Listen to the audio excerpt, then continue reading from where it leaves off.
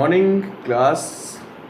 Last topic जो था अपना केमिस्ट्री के अंदर कार्बोक्सिलिक एसिड की फिजिकल प्रॉपर्टीज और एसिडिक नेचर को अपन ने डिस्कस किया था।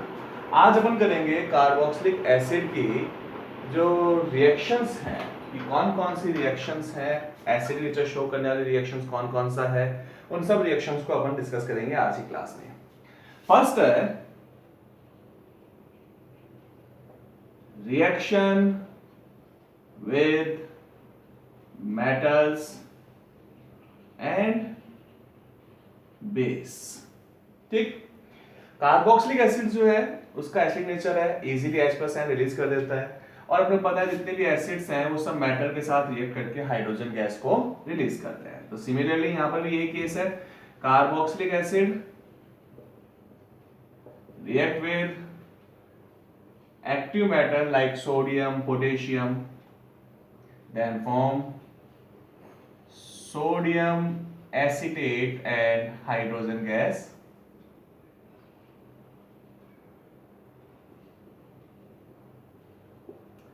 If react with base, ये एसिड है, स्ट्रॉन्ग बेस NaOH के साथ रिएक्शन किया, then again form salt, sodium acetate and H2।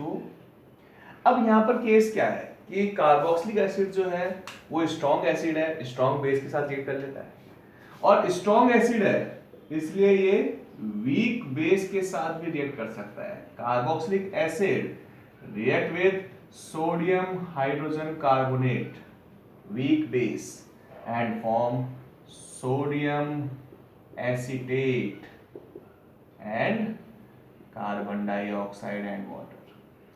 ये जो रिएक्शन है ये डिस्टिंग्विश मेथड है फिनॉल और कार्बोक्सिलिक ग्रुप को डिस्टिंग्विश करने का, क्योंकि फिनॉल जो होता है वो तो क्या करेगा, बाइकार्बोनेट कोई रिएक्शन शो नहीं करेगा, बट अपने पास एसिड जो होता है वो बाइकार्बोनेट के साथ रिएक्शन शो करता है। तो यहाँ पर अपने पास जो डिस्टिंग्विश मेथड है जिसके थ्रू अपन फिनॉल और कार्बोक्सिलिक एसिड को एक दूसरे से सेपरेट कर सकते हैं, केमिकल मेथड की रिक्वायरमेंट है, तो वहां पर अपन ये रिएक्शन यूज में लेंगे कि जो वीक बेस है बाइकार्बोनेट है उसके साथ कार्बोक्सिलिक एसिड जो है वो इजीली रिएक्ट करता है और सॉल्ट बनाएगा, बट फिनॉल जो है वो इसके साथ रिएक्शन शो नहीं करेगा। ठीक है, तो ये हो गया अपने पास एसिड नेचर शो करने वाली रिएक्शन जिसमें अपन ने मेटल्स और बेस के साथ इसका रिएक्शन किया। नेक्स्ट रिएक्शन है, अब कार्बोक्सिलिक एसिड जो है इससे अपन इसके जितने भी डेरिवेटिव्स हैं उनका फॉर्मेशन कर सकते हैं और आपको पता है कार्बोक्सिलिक एसिड के कितने डेरिवेटिव हैं, 4 डेरिवेटिव्स हैं। कौन कौन से हैं, Easter, anhydride, acid halide and amide. तो इन सब का फॉर्मेशन जो है वो अपन कार्बोक्सिलिक एसिड से करेंगे। तो फर्स्ट अपन करते हैं यहाँ पर फॉर्मेशन ऑफ ईस्टर, क्योंकि ईस्टर की जो रिएक्शन है वो अपन अल्कोहल में कर चुके हैं, दैट्स कॉल्ड एस्टरिफिकेशन रिएक्शन। और क्या था एस्टरिफिकेशन रिएक्शन में, carboxylic acid react with alcohol in presence of concentrate H2SO4 then form ester, RC double bond OR prime and H2। ये जो रिएक्शन है इसमें एल्काइल ग्रुप का साइज जितना स्मॉल होगा उतना रिएक्टिविटी ज्यादा होगा। अल्कोहल और एसिड दोनों में एल्काइल ग्रुप का साइज जो है वो स्मॉलर होगा तो रिएक्टिविटी इंक्रीज होता है। जो H2 बनता है उसको टाइम टू टाइम अपने को रिमूव करने की रिक्वायरमेंट है, क्यों अदरवाइज क्या होगा, वापस इसका हाइड्रोलाइसिस हो जाएगा और रिवर्स रिएक्शन स्टार्ट हो जाता है। अब यहाँ पर देखें अगर अपन मैकेनिज्म लें कि मेरे को इसका मैकेनिज्म लिखना है तो मैकेनिज्म क्या होगा, सपोज मैंने लिया acetic acid CH3 C double bond OH, oxygen पे लोन पेयर। अब यहाँ पर क्या है, एसिड की प्रेजेंस में रिएक्शन हो रहा है, सपोज कंसंट्रेट H2SO4 है, dissociate in H+ and HSO4 negative ion. यहां पर अब H+ आयन जो है वो अटैक करेगा, अटैक कहां करेगा, ऑक्सीजन पे अटैक करेगा क्योंकि ऑक्सीजन के पास ही लोन पेयर है। अब इस ऑक्सीजन के पास भी लोन पेयर है, यहां भी लोन पेयर है, तो कौन से ऑक्सीजन पे अटैक करेगा, हाइड्रोजन। तो देखो ये पाई बॉन्ड के इलेक्ट्रॉन अगर यहां मूव कर जाए तो इस पे कौन सा चार्ज आएगा, नेगेटिव चार्ज, कार्बन कौन सा चार्ज आ गया, पॉजिटिव। तो उस केस में H पॉजिटिव कहां अटैक करेगा, इस ऑक्सीजन पे। क्योंकि यहाँ पर लॉन पेयर भी है और पाई बॉन्ड के इलेक्ट्रॉन भी है। इट मींस OH बॉन्ड के ऑक्सीजन कंपैरिजन में कार्बोनिल ग्रुप के ऑक्सीजन जो होता है वो ज्यादा इलेक्ट्रॉन डेंस होता है, इसलिए प्रोटॉन यहाँ पर अटैक करेगा। यहाँ अटैक कर दिया अपन ने CH3 COH एंड OH और कार्बन पे कौन चार्ज आ गया पॉजिटिव, बन गया कैटायन। ये जो कैटायन है अब इसका रिएक्शन किससे किया अपन ने अल्कोहल के साथ। सपोज करो मैं ले लिया इथेनॉल C2H5OH, तो अब यहाँ पर कैटायन जो है उसके ऊपर अटैक कौन कर सकता है, जिसके पास इलेक्ट्रॉन पेयर। लॉन पेयर किसके पास है, ऑक्सीजन के पास है, तो ऑक्सीजन ने क्या किया अपना लॉन पेयर डोनेट कर दिया कार्बन को और उसके साथ बॉन्डिंग कर लिया। तो क्या बनेगा CH3 COH OH O C2H5 and hydrogen और ऑक्सीजन आ गया लॉन पेयर। अब ऑक्सीजन जो है वो मोर इलेक्ट्रोनेगेटिव है, लॉन पेयर भी है, तो H पॉजिटिव आयन को रिलीज कर दिया।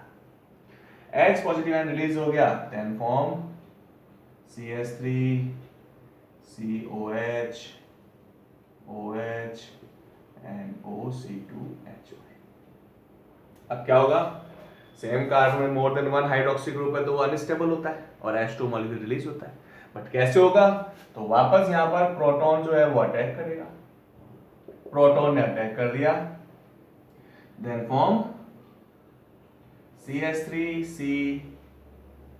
OH2 positive and OC2H5। अब क्या हो गया, यहां पर ऑक्सीजन ने कार्बन से इलेक्ट्रॉन गेन किया तो H2O रिलीज हो गया, कार्बन कौन चार्ज आ गया पॉजिटिव चार्ज, ये इलेक्ट्रॉन कहां चला गया ऑक्सीजन पे, ऑक्सीजन में कौन चार्ज आ गया नेगेटिव चार्ज और H+ आयन रिलीज हो गया। तो यहाँ पर C पॉजिटिव और O नेगेटिव दोनों में बॉन्डिंग हो जाएगा, then form CH3 C double bond O C2H5 और H+ आयन जो है वापस रिलीज हो गया। ये H+ वापस HSO4 नेगेटिव से रिएक्शन करेगा और H2SO4 का फॉर्मेशन करता है। तो ये अपने पास इसका मैकेनिज्म हो गया, ईस्टर का फॉर्मेशन मेथड है, ठीक है। ईस्टर के फॉर्मेशन मेथड का मैकेनिज्म है जिसमें अपने पास फाइनली ईस्टर बनता है और H+ आयन जो है वो रिलीज होता है। तो फर्स्ट डेरिवेटिव बन गया अपने पास from alcohol to ester. Second derivative का फॉर्मेशन करते हैं अब अपन एनहाइड्राइड, कि एनहाइड्राइड का फॉर्मेशन कैसे हो सकता है। तो देखें अपन एनहाइड्राइड, फॉर्मेशन ऑफ एनहाइड्राइड।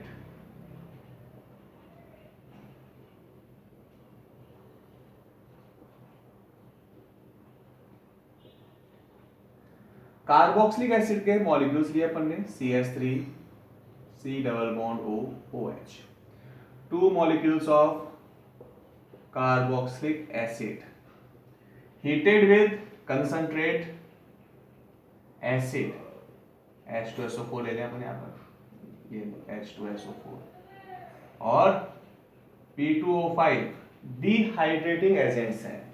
तो डिहाइड्रेटिंग एजेंट्स की प्रेजेंस में जब इसको अपन हीट करते हैं तो यहाँ पर दोनों जो कार्बोक्सिलिक मॉलिक्यूल है उसमें से एक H2 मॉलिक्यूल जो है वो एलिमिनेट हो जाएगा, देन फॉर्म एनहाइड्राइड।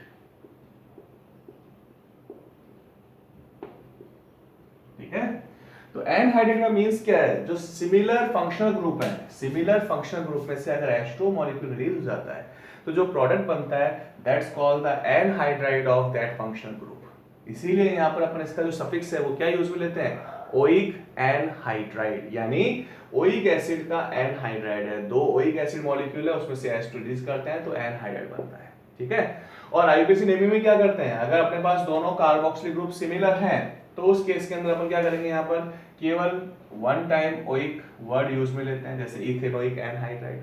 और अगर दोनों ग्रुप डिफरेंट डिफरेंट हो तो क्या बोलते हैं अपन अल्फाबेटिक ऑर्डर में, इथेनोइक, सपोज एक तरफ इथाइल ग्रुप एक तरफ प्रोपाइल ग्रुप, तो इथेनोइक प्रोपेनोइक एनहाइड्राइड, यानी दोनों एसिड की इंफॉर्मेशन देना जरूरी है। अब यहाँ पर अपने पास नेम क्या हो गया, इथेनोइक एनहाइड्राइड, तो इंफॉर्मेशन क्या मिला अपने पास कि ये जो एनहाइड्राइड बना है वो दो इथेनोइक एसिड के कॉम्बिनेशन से बना है। ठीक है, तो ये अपने पास हो गया फॉर्मेशन ऑफ एनहाइड्राइड। नेक्स्ट अपने पास है फॉर्मेशन ऑफ एसिड हैलाइड। अब एसिड हैलाइड का फॉर्मेशन करना है। तो एसिड हैलाइड का फॉर्मेशन जो है बहुत इजी है। फॉर्मेशन ऑफ एसिड हैलाइड, अपन ने पहले भी कहा था कि ऑक्सीजन कंटेनिंग फंक्शनल ग्रुप जो होते हैं उनका PCl3 PCl5 SOCl2 के साथ रिएक्शन करें तो ऑक्सीजन जो है वो रिलीज होता है। CH3 C double bond OH, इसका रिएक्शन किया मैंने PCl5 के साथ, तो क्या होगा, ऑक्सीजन तो POCl3 के फॉर्म में रिलीज हो जाएगा और 2 Cl कहां पर हट जाएगा, कार्बन पे। ठीक है, अब यहां पर देखो C double bond O OH। ठीक है, तो PCl5 के साथ रिएक्शन कर रहे हैं अपन, इसको यूं लिख दूं मैं PCl5 को, PCl3 एंड Cl2।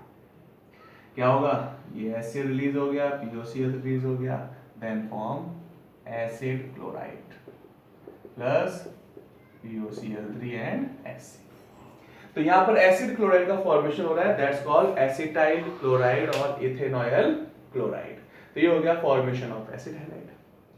सिमिलर अगर अपन कार्बोक्सिलिक ग्रुप है उसका रिएक्शन अगर सपोज अपने को करना है PCl3 के साथ, तो 3 मॉलिक्यूल्स लिया, then form 3 moles of acetyl chloride and H3PO3। ठीक है, H3PO3 फास्फोरस एसिड बन गया।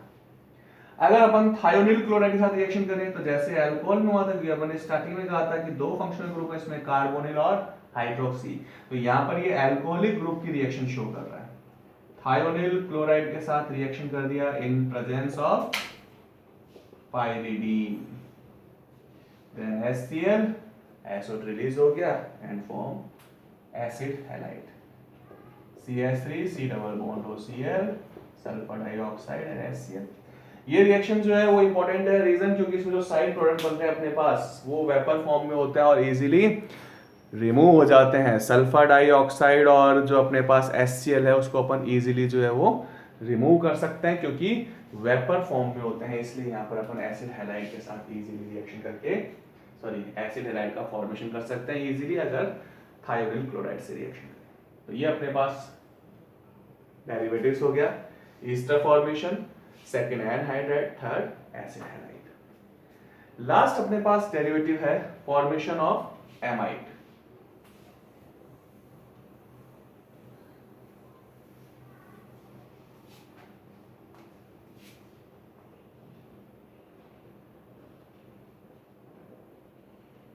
Formation of amide. अब एमाइड का फॉर्मेशन कैसे किया अपन ने, ये एसिड है, इसका रिएक्शन किया अपन ने अमोनिया के साथ।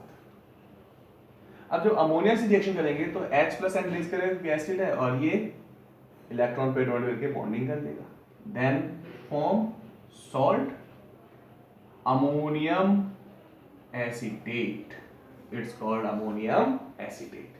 और ये जो अमोनियम एसीटेट है इसको अगर हीट करें अपन तो H2O मॉलिक्यूल रिलीज हो गया, then form amide, CH3 C double bond O NH2, इसको बोलेंगे अपन इथेन एमाइड। ठीक है, अगर यहाँ पे मेरे पास बेंजोइक एसिड होता C6H5 C double bond OH, इसका रिएक्शन किया अमोनिया के साथ तो क्या बना, अमोनियम बेंजोइट, हीट किया इसको, H2 रिलीज हो गया, then form benzene amide.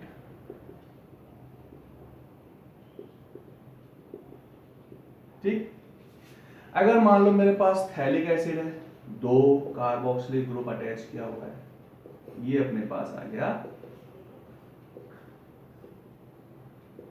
Phthalic acid, reaction किया 2 मोल ऑफ अमोनिया, सेम वही पहले क्या बनेगा, सॉल्ट बनेगा, C double bond O negative NH4 positive, it's called ammonium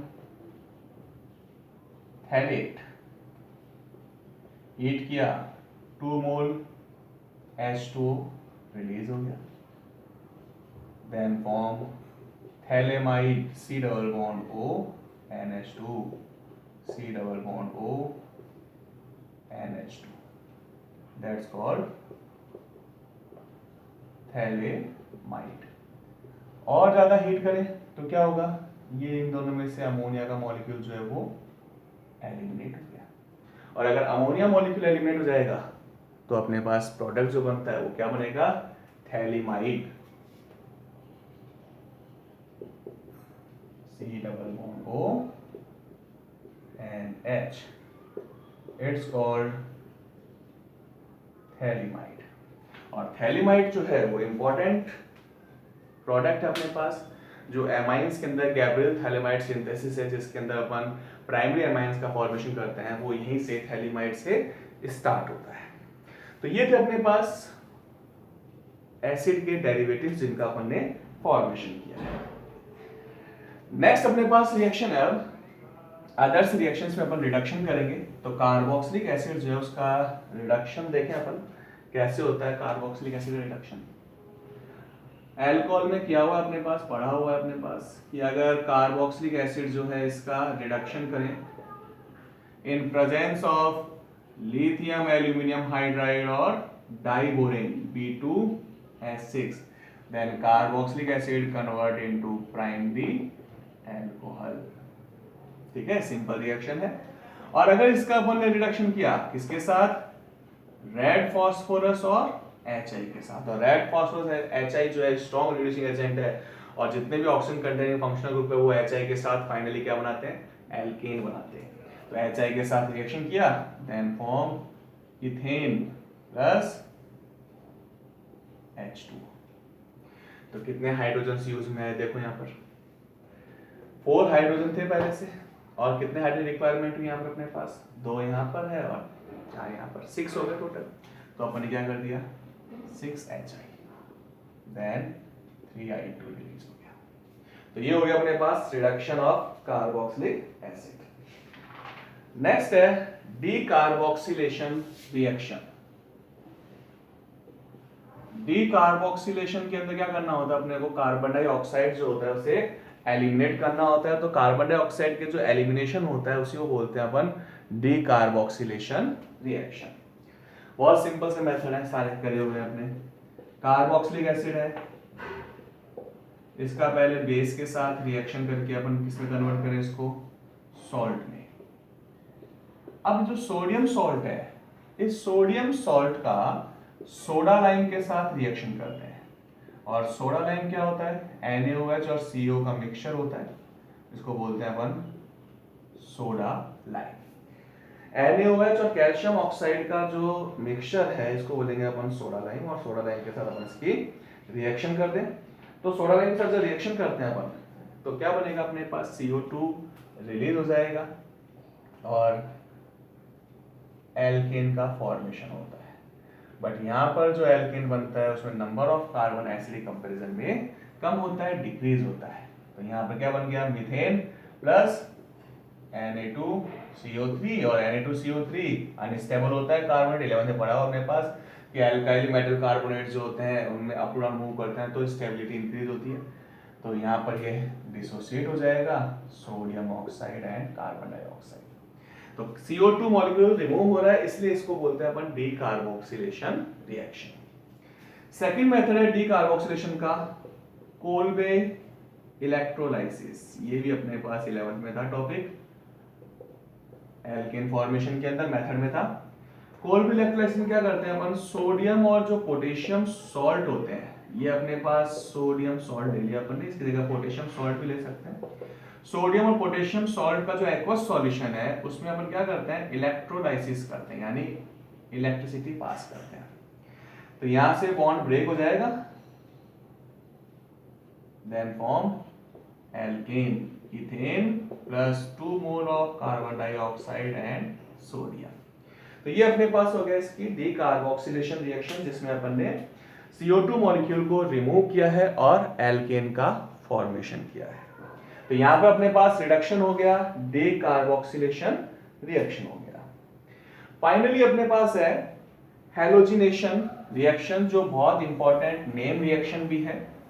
तो हैलोजिनेशन रिएक्शन में क्या होता है देखें अपन, halogenation it's called Hell Volhard, ठीक है, Zelinsky reaction, Hell Volhard Zelinsky reaction. ये जो हेल वॉलहार्ड जेलेंस्की रिएक्शन, इसको शॉर्ट में लिखते हैं HVZ, और ये किसमें होगा, ऐसे एसिड्स में होगा जिनमें अल्फा हाइड्रोजन प्रेजेंट है। जिनमें अल्फा हाइड्रोजन नहीं होगा उसमें रिएक्शन नहीं होगी। तो जिनमें अल्फा हाइड्रोजन होते हैं उन कार्बोक्सिलिक एसिड्स को अपन रेड फास्फोरस की प्रेजेंस में हैलोजन के साथ रिएक्ट करते हैं, और यहाँ पर हैलोजन के फॉर्म में नॉर्मली अपन क्या लेते हैं, क्लोराइड एंड ब्रोमाइड। तो अगर हैलोजन से रिएक्शन करें तो हैलोजन क्या करेगा, अल्फा हाइड्रोजन को रिप्लेस कर देता है, then form alpha halo carboxylic acid, alpha halo carboxylic acid का फॉर्मेशन होगा। अगर यहाँ पर अपन रिएक्शन को कंटिन्यू करें तो जितने अल्फा हाइड्रोजन हैं वो सबके सब रिप्लेस हो जाते हैं हैलोजन से। That reaction is called Hell Volhard Zelinsky reaction. तो ये हो गए अपने पास कार्बोक्सिलिक एसिड की कुछ सिंपल रिएक्शंस। अब अपन करते हैं इसकी इलेक्ट्रोफिलिक सब्स्टिट्यूशन रिएक्शंस। और इलेक्ट्रोफिलिक सब्स्टिट्यूशन रिएक्शंस के लिए अगर अपन डिस्कस करें तो सबसे पहले अपने को क्या देखना है, इलेक्ट्रोफिलिक सब्स्टिट्यूशन रिएक्शन में सबसे पहले देखना है अपने को इसका रेजोनेंस, कि जो रिंग रिएक्शंस हैं वो रिंग रिएक्शंस में कहां पर इलेक्ट्रोफाइल अटैक करेगा। इलेक्ट्रोफिलिक सब्स्टिट्यूशन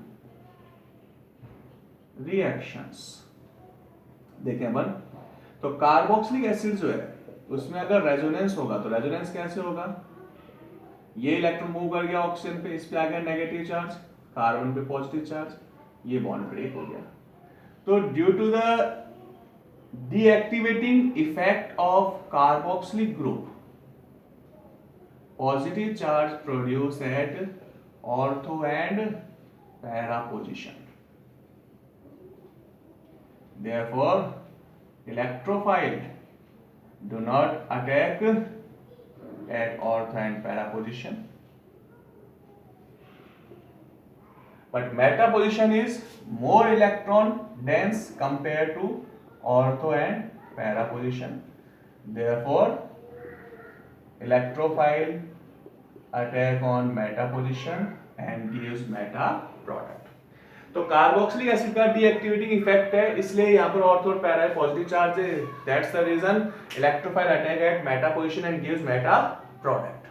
अब मेटा प्रोडक्ट कौन कौन सा है, सिंपल से अपने पास इसकी कैरेक्टरिस्टिक रिएक्शंस हैं, और वो कैरेक्टरिस्टिक रिएक्शंस क्या है अपने पास, जो एसिड है अगर उसका अपन कंसंट्रेट H2SO4 और कंसंट्रेट HNO3 के साथ रिएक्शन करें, और ये रिएक्शन कौन सा है, nitration reaction, then nitro group attach at meta position and form meta nitrobenzoic acid, ठीक है। अगर कार्बोक्सिलिक एसिड के साथ रिएक्शन करें अपन हैलोजन का, और हैलोजन का रिएक्शन अपन लुईस एसिड की प्रेजेंस में करते हैं, देन हैलोजन जो है वो ऐड होगा मेटा पोजीशन पे and form Meta bromo benzoic acid. This one is meta bromo benzoic acid and meta nitro benzoic acid. तो ये अपने पास इसकी रिंग सब्स्टिट्यूशन रिएक्शन है। कार्बोक्सिलिक ग्रुप कभी भी फ्रीडल-क्राफ्ट रिएक्शन शो नहीं करता है, और फ्रीडल-क्राफ्ट रिएक्शन शो क्यों नहीं करेगा, क्योंकि फ्रीडल-क्राफ्ट रिएक्शन जो होता है उसमें अपन लुईस एसिड AlCl3 की प्रेजेंस लेते हैं, और कार्बोक्सिलिक ग्रुप क्या है, इलेक्ट्रॉन विड्रॉइंग ग्रुप है, डीएक्टिवेटिंग ग्रुप है, तो उसके कारण क्या आता है, पॉजिटिव चार्ज आ जाता है अपने पास, और यहाँ पर ऑक्सीजन पे नेगेटिव चार्ज है। तो एक कार्बोक्सिलिक ग्रुप क्या करेगा, AlCl3 के साथ रिएक्ट कर लेता है और स्ट्रांगली बॉन्ड का फॉर्मेशन करता है, इसलिए यहाँ पर जो है फ्रीडल-क्राफ्ट रिएक्शन पॉसिबल नहीं है, ठीक है। तो ये अपने पास कार्बोक्सिलिक एसिड की केमिकल प्रॉपर्टीज थी जो अपन ने डिस्कस किया है। चैप्टर नंबर 12 एल्डिहाइड कीटोन और कार्बोक्सिलिक एसिड टॉपिक अपना कंप्लीट हो गया है। आज चैप्टर एंड हो गया, इसके जितने भी अपने पास रीजनिंग क्वेश्चंस हैं या कन्वर्जन हैं वो अपन लोग डिस्कस करेंगे, आप लोग उसका सॉल्व करना, और जो प्रॉब्लम होता है वो अपन डिस्कस करेंगे नेक्स्ट क्लास में ट्यूसडे को। और इस वीक के अंदर अपन इस टेस्ट स्टार्ट करेंगे 10th चैप्टर जो हेलो एल्केन और हेलो एरिन है, वहाँ से अपन टेस्ट सीरीज को स्टार्ट करेंगे।